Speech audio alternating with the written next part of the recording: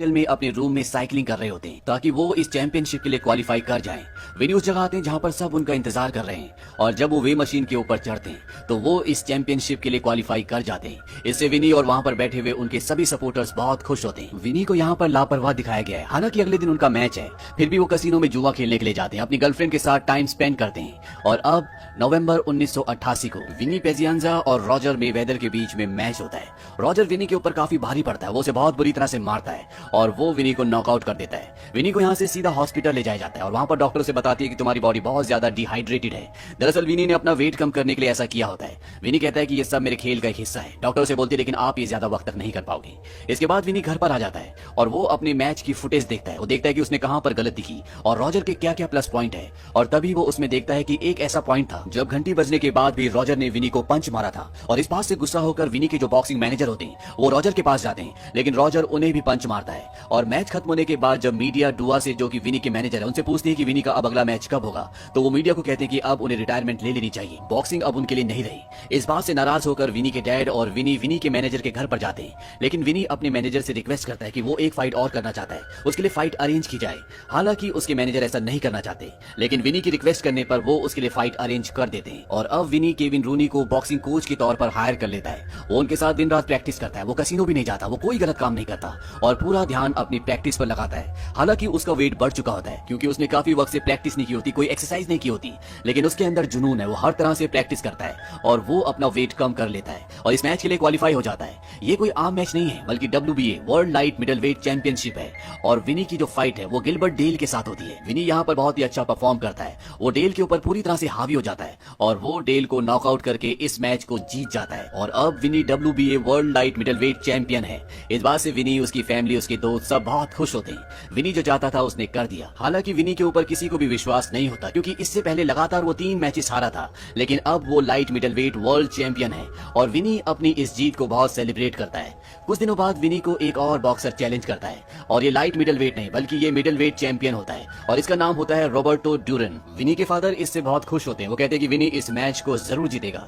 दरअसल विनी की बॉक्सिंग के पीछे, उसकी जीत के पीछे उसके पिता का एक बहुत बड़ा हाथ होता है, वो हमेशा उसे सपोर्ट करते हैं। विनी उसी शाम को अपने दोस्त के साथ, जिसका नाम जिमी है, जिसने आज नई गाड़ी खरीदी है, कॉफी पीने के लिए जा रहा होता है और जब विनी और जिमी आपस में बातें कर रहे होते हैं तो जिमी का सड़क पर ध्यान नहीं होता और सामने से एक कार जो बहुत तेजी से आ रही होती है इनकी गाड़ी से टकरा जाती है और इनकी गाड़ी का एक बहुत बड़ा एक्सीडेंट हो जाता है। हालांकि विनी के दोस्त को ज्यादा चोट नहीं लगती, लेकिन विनी इस एक्सीडेंट में पूरी तरह से घायल हो जाता है और जब उसे होश आता है तो वो हॉस्पिटल में होता है। उसके परिवार वाले, उसके दोस्त उसके चारों तरफ बैठे होते हैं। विनी की नेक को नेक सपोर्टर से चारों तरफ से जकड़ा हुआ होता है। तभी वहां पर डॉक्टर आते हैं और डॉक्टर विनी को बताते हैं कि तुम्हारी स्पाइनल कॉर्ड बहुत बुरी तरह से इंजर्ड हुई है। विनी डॉक्टर से पूछता है कि मैं दोबारा कब स्टार्ट कर सकता हूँ। डॉक्टर पूछता है क्या? विनी कहता है कि बॉक्सिंग। डॉक्टर विनी को बताता है कि शायद तुम अच्छे से अब दोबारा कभी चल भी ना पाओ। विनी को इस बात पर यकीन नहीं होता, वो कहता है कि ऐसा नहीं हो सकता। वो कहता है मैं अपने हाथ पैर सिर सब कुछ फील कर सकता हूँ और ये बात सुनने के बाद वो पूरी तरह से रेस्टलेस हो जाता है। वो अपने हाथ पैर हिलाना शुरू कर देता है, वो अपनी गर्दन मूव करना चाहता है और नर्स उसकी ग्लूकोज की बोतल में नींद का इंजेक्शन लगा देती है ताकि उसे नींद आ जाए, क्योंकि अगर वो अपने हाथ पैर हिलाएगा तो उसकी स्पाइन और ज्यादा हर्ट हो सकती है। विनी के होश में आने के बाद डॉक्टर उसे बताते हैं कि हमें एक ऑपरेशन करना होगा जिसमें हम तुम्हारे सिर को पूरी तरह से स्टेबल कर देंगे, क्योंकि अगर तुमने सिर हिलाया तो तुम्हारी सर्वाइकल बोन पर प्रेशर पड़ेगा और अगर ऐसा चलता रहा तो हो सकता है कि तुम दोबारा कभी चलने की सोच भी ना पाओ। विनी इस ऑपरेशन के लिए तैयार हो जाता है और ऑपरेशन के बाद वो देखता है कि 4 पतली पतली लोहे की रॉड से उसके सर को पूरी तरह से स्टेबल किया होता है। ये एक तरह का ब्लॉक होता है जो विनी के सिर के लिए बनाया होता है ताकि वो अपना सर मूव ना कर पाए और उसकी सर्वाइकल बोन की जो इंजरी है वो जल्द से जल्द हील हो जाए। विनी को इस सब में बहुत प्रॉब्लम होती है और जब वो घर पर अपनी फैमिली के साथ डिनर कर रहा होता है तो उसके परिवार वाले उसका कुछ ज्यादा ध्यान रख रहे होते हैं, वो हर चीज उसे वक्त से पहले ला कर दे देते हैं। इस बात से विनी को अच्छा नहीं लगता और वो अपनी फैमिली को कहता है कि मैं आप सबकी रिस्पेक्ट करता हूँ, जो भी आप मेरे लिए कर रहे हो मैं उसे अप्रिशिएट करता हूँ, लेकिन मैं अभी हैंडीकैप नहीं हुआ, क्योंकि विनी लाचारी की जिंदगी नहीं जीना चाहता, उसे किसी की दया नहीं चाहिए, इसीलिए वो अपनी फैमिली को ऐसा कहता है। दरअसल सबको ये लगता है कि विनी अब लाचार है, लेकिन अंदर से वो ऐसा महसूस नहीं कर रहा होता। और जब विनी का बर्थडे होता है तो उसके लिए एक सरप्राइज पार्टी रखी जाती है जहाँ पर उसके सभी जानने वाले आते हैं। यहाँ पर विनी का पुराना मैनेजर, जिसका नाम डुआ होता है, वो भी आता है और वो विनी को कहता है कि अपनी चैंपियनशिप की बेल्ट बचाने के लिए तुम्हारे पास अब सिर्फ 3 महीने हैं, जो कि पॉसिबल नहीं है क्योंकि तुम अब कभी भी बॉक्सिंग नहीं कर सकते। दरअसल जब भी कोई वर्ल्ड चैंपियन बनता है तो उसे एक सर्टेन टाइम के बाद अपने टाइटल को, अपनी चैंपियनशिप को बचाने के लिए फाइट करनी होती है और उसे जीतना होता है। लेकिन विनी अब उस फाइट को नहीं कर सकता, इसीलिए उसका पुराना मैनेजर डुआ कहता है कि तुम्हें अब गिव अप कर देना चाहिए, यानी कि अपने टाइटल को लौटा देना चाहिए। और वैसे भी अब तुम्हें कुछ भी प्रूव करने की जरूरत नहीं है क्योंकि तुम प्रूव कर चुके हो। यहाँ पर बैठा हर एक इंसान जानता है कि तुम चैंपियन हो। और ये कहकर वो चला जाता है। इसके बाद विनी का जो कोच होता है जिसका नाम केविन है, वो विनी के पास आता है और विनी से कहता है कि अभी कुछ भी खत्म नहीं हुआ, हमारे पास करने के लिए बहुत कुछ है। वैसे भी दुनिया बहुत बड़ी है और बॉक्सिंग रिंग के बाहर भी एक बहुत बड़ी दुनिया बसती है। विनी अपने बॉक्सिंग कोच केविन से कहता है कि सब मुझसे इस तरह से बात क्यों करते हैं जैसे मैं उस एक्सीडेंट में मारा गया, मैं बचा ही नहीं, मैं अब भी बॉक्सिंग कर सकता हूँ और मैं किसी भी हालत में बॉक्सिंग करूंगा। केविन कहता है देखो ये अब मुमकिन नहीं है क्योंकि डॉक्टर भी जवाब दे चुके हैं, तुम अपने पैरों पर अच्छे से चल भी नहीं पाते, तुम्हें बॉक्सिंग को भूल जाना चाहिए। विनी यहाँ से घर आ जाता है और घर आने के बाद वो अपने बॉक्सिंग के पोस्टर्स देखता है और साथ ही साथ उसके पास उसके मैचेस के जो पुराने वीडियो रिकॉर्डेड होते हैं वो उन्हें भी देखता है। और वो अपने ग्लव्स उठाता है और सीधा बेसमेंट में चला जाता है जहाँ पर वो एक्सरसाइज किया करता था। तभी उसकी मॉम उसे आवाज लगाती है। उसकी मॉम कहती है तुम यहाँ पर क्या कर रहे हो? विनी कहता है कि मुझे कुछ नहीं पता। इसके बाद विनी वापस आ जाता है और रात को जब सब सो जाते हैं विनी के दिमाग में कुछ ना कुछ चल रहा होता है और वो एक बार फिर से बेसमेंट में जाता है और वहां पर जो एक्सरसाइज करने का बेंच प्रेस होता है वो उस बेंच प्रेस पर लेटकर रॉड को उठाने की कोशिश करता है, लेकिन वो इस रॉड को हिला भी नहीं पाता क्योंकि दोनों तरफ प्लेट्स लगी होती है। इसके बाद वो बेंच से बड़ी मुश्किल से उठता है, उसे उठने में बहुत पेन हो रहा होता है और उठने के बाद वो सारी प्लेट्स निकाल देता है और अब रॉड पूरी तरह से खाली होती है। विनी बड़ी मुश्किल से उसे उठाता है लेकिन वो कुछ सेकंड्स के लिए भी उसे होल्ड नहीं कर पाता और उसे रॉड को वापस रखना पड़ता है। अगले दिन वो अपने कोच केविन को बुलाता है और वो केविन को नीचे बेसमेंट में ले जाता है। वो कहता है मुझे तुम्हारी हेल्प की जरूरत है, मैं ट्रेनिंग दोबारा से शुरू करना चाहता हूँ। केविन ये सुनकर पूरी तरह से हैरान हो जाता है और वो उसे हंसते हुए कहता है कि तुम्हें गिव अप कर देना चाहिए, शीशे में जाकर अपने आप को, अपने सिर को देखो, तुम इसे मूव भी नहीं कर सकते। विनी कहता है कि हाँ मैं पहले जैसा तेज नहीं हूँ, मुझे स्लो जाने की जरूरत है और मेरी दुनिया वहाँ ऊपर नहीं बल्कि इसी बेसमेंट में, इसी माहौल में है, ये सब मुझे चाहिए, बॉक्सिंग मेरी जिंदगी है। वो केविन को दिखाना चाहता है कि वो रॉड को उठा सकता है लेकिन केविन वहां से चला जाता है क्योंकि उसे विश्वास है कि विनी कभी भी बॉक्सिंग नहीं कर सकता। लेकिन विनी का विश्वास देखकर उसका विश्वास डगमगा जाता है और अगली रात को जब वो केविन के घर पर सबके साथ ताश खेल रहा होता है और वो रात को वहीं बेसमेंट में सो जाता है जहां पर विनी वर्कआउट करता है। और विनी रात को जब नीचे वर्कआउट करने के लिए आता है तो वो देखता है कि उसकी बेंच प्रेस वाली रॉड वहां पर नहीं होती। वो केविन से पूछता है कि वो कहाँ है। केविन कहता है कि मैंने उसे फेंक दिया, तुम्हें अपनी चेस्ट पर नहीं बल्कि अपने शोल्डर्स पर काम करना चाहिए क्योंकि वो अब वीक हो गए और वो उसे मशीन सेट करने के लिए कहता है। विनी कहता है पिछले कई महीनों के बाद किसी ने मुझे कोई अच्छी बात कही है। विनी ऐसा इसलिए कहता है क्योंकि सब उसे एक लाचारी की नजर से देख रहे होते हैं और केविन उसे बड़े कॉन्फिडेंस से कहता है और अब केविन विनी को वर्कआउट करवाना शुरू कर देता है। विनी की फैमिली में ये बात किसी को भी नहीं पता होती और धीरे धीरे उसका वर्कआउट इंप्रूव होना शुरू हो जाता है, उसके अंदर पावर आनी शुरू हो जाती है। और एक दिन रात को विनी के डैड नीचे आते हैं और वो देखते हैं कि विनी वहां पर वर्कआउट कर रहा है। ये देखकर विनी के डैड पूरी तरह से शॉक्ड हो जाते हैं क्योंकि डॉक्टर ने विनी को वर्कआउट तो दूर की बात है तेज चलने से भी मना किया होता है। विनी के डैड केविन को कहते हैं कि तुम मेरे घर से निकल जाओ। केविन वहां से चला जाता है। विनी के डैड विनी से पूछते हैं कि ये सब कब से चल रहा है। विनी बताता है कि 3 महीने से। विनी के डैड नहीं चाहते कि वो दोबारा से बॉक्सिंग करे क्योंकि उसकी जान को खतरा है। विनी अपने डैड से कहता है मैं इसके बिना नहीं रह सकता, यही मेरी जिंदगी है, अगर मैंने बॉक्सिंग नहीं की तो मैं हमेशा के लिए खत्म हो जाऊंगा।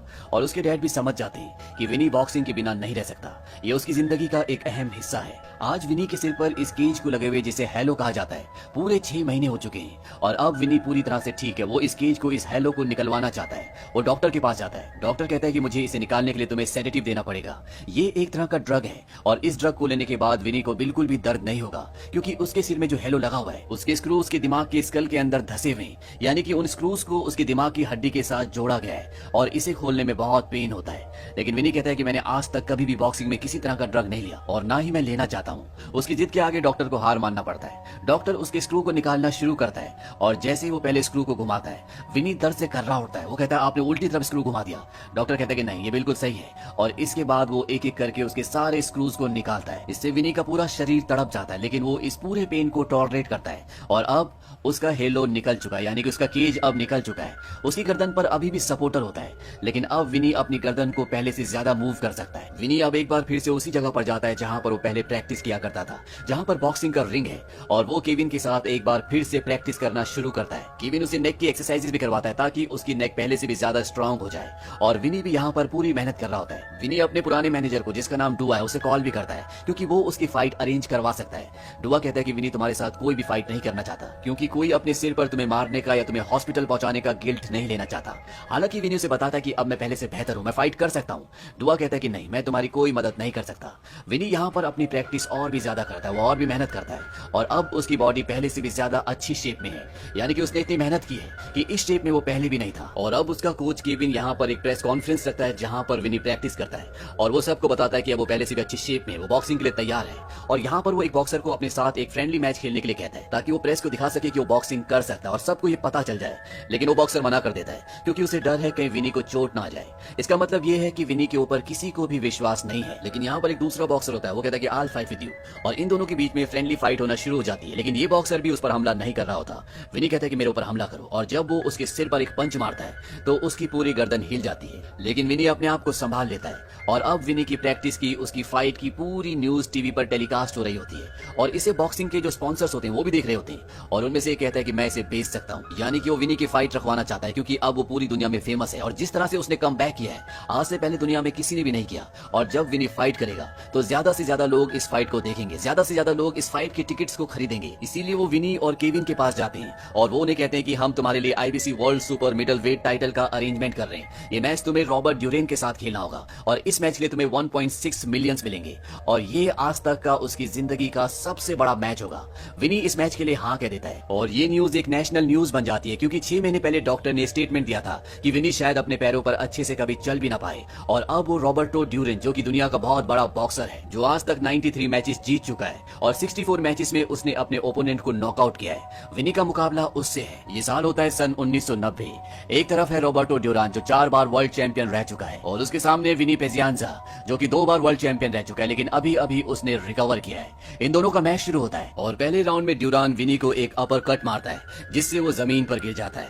हालांकि वो 10 काउंट्स होने से पहले उठ जाता है लेकिन ड्यूरान विनी के ऊपर हावी हो रहा होता है और दूसरे तीसरे राउंड के बाद विनी पूरी तरह से हिलना शुरू हो जाता है क्योंकि ड्यूरान लगातार उसे पंचेस मार रहा होता है और विनी की हालत धीरे धीरे खराब होना शुरू हो जाती है। लेकिन विनी हार नहीं मानता। लेकिन जब छठा राउंड आता है तो विनी के पैर भी लड़खड़ाना शुरू हो जाते हैं। विनी के डैड केविन के पास आते हैं जो विनी का कोच है और वो कहते फाइट को रोकने के लिए कहो, नहीं तो मेरा बेटा मर जाएगा। लेकिन केविन मना कर देता है और इस तरह से 6 राउंड्स खत्म हो जाते हैं। केविन विनी के पास जाता है, वो उसे कहता है कि सोचो कि हम यहाँ तक कैसे पहुंचे, किस तरह से तुमने रिकवर किया, किस तरह से तुम अपने आप से लड़े। और विनी को वो सब कुछ याद आता है कि कैसे वो यहाँ तक पहुंचा, कैसे उसने प्रैक्टिस की। और 7वां राउंड शुरू होने के बाद वो ड्यूरान को लगातार पंचेस मारता है और ये राउंड पूरी तरह से उसके नाम होता है। और इसके बाद एक के बाद एक कई राउंड्स बीतते हैं और हर राउंड में ड्यूरान को विनी बहुत बुरी तरह से मारता है। ये पूरा मैच 12 राउंड्स का था। हालांकि अब दोनों के पैर लड़खड़ा रहे होते हैं लेकिन कोई भी गिव अप करने के लिए तैयार नहीं है और इस तरह से 12 के 12 राउंड्स खत्म हो जाते हैं। विनी, जिससे किसी को कोई उम्मीद नहीं थी, वो ड्यूरान जैसे बड़े बॉक्सर के सामने 12 राउंड्स तक टिका। और अब इस मैच का फाइनल रिजल्ट आता है और बताया जाता है कि IBC super middle weight champion of the world Vinny Pazienza है। यानी कि विनी ने इस मैच को पॉइंट से जीत लिया। विनी, जिसे सबने एक अपाहिज घोषित कर दिया था, डॉक्टर्स ने भी उस पर गिव अप कर दिया था, उसने अपने सपनों को नहीं छोड़ा, उसने अपने ऊपर विश्वास नहीं खोया और इसीलिए आज वो तीसरी बार वर्ल्ड चैंपियन बना। विनी से एक जर्नलिस्ट इंटरव्यू लेने के लिए आती है और वो से पूछते कि आज तक तुमसे सबसे बड़ा झूठ बॉक्सिंग वर्ल्ड में क्या बोला गया था, और वो कहता है इट्स नॉट सिंपल, यानी कि आसान नहीं है। एक्सीडेंट के बाद विनी को हर किसी ने ये बताना चाहा कि जो तुम करना चाह रहे हो वो आसान नहीं है, ये नामुमकिन है, लेकिन विनी ने अपने ऊपर विश्वास रखा। विनी कहता है अब सब कुछ हो गया है और ये बहुत आसान था, तुम्हें सिर्फ अपने ऊपर विश्वास करने की जरूरत होती है, लगातार मेहनत करने की जरूरत होती है और सब कुछ आसान हो जाता है। तो ये थी विनी पेजियांजा के जीवन की